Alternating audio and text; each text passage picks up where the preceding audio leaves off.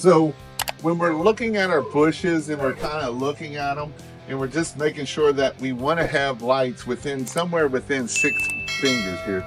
So as we're seeing that, you know, I'm kind of missing some lights right here and I'm missing some lights right here. And so sometimes all we need to do is just kind of look at these lights here and maybe push some down in here. So then that way I've got that filled up, and you know what, I'm missing some here. So I need to move this around. Again, we're just kind of looking at, if I do my fingers of anywhere of 6 inches, I just want to make sure that there's lights around here that are within 6 inches. And even if we do the figure 8 way or we do the swirl, doesn't matter. We always want a light within 6 inches of another light. And obviously we don't want 2 or 3 lights here right together. With the figure 8, it kind of pulls them in there. It kind of does it a little bit more. But you can see, obviously, like, we want to follow, you know, if this is hanging in light, we're just going to make sure that it kind of looks good.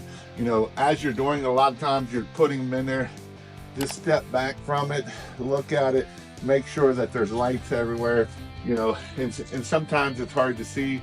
You kind of got to walk out around these bushes at different views to make sure that all the lights all having light. Right here we got a ton of light right here, and so this might look a little weird here, and so sometimes we can just kind of separate them out a little bit.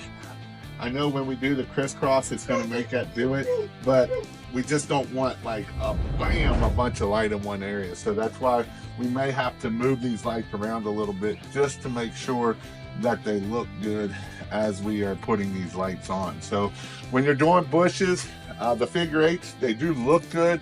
It makes it look more random versus the swirls. It's not just lines. With 6-inch spacing, it definitely doesn't hurt it as much. If you do 4-inch spacing, then you want 4 inches between every light, because otherwise you'll see lines, and that lines just don't look good, right? And so when we do 6-inch spacing, this helps us keep those lines down. And also, as we're looking at these bushes, we want to make sure that they look nice, and then all of the bushes have it.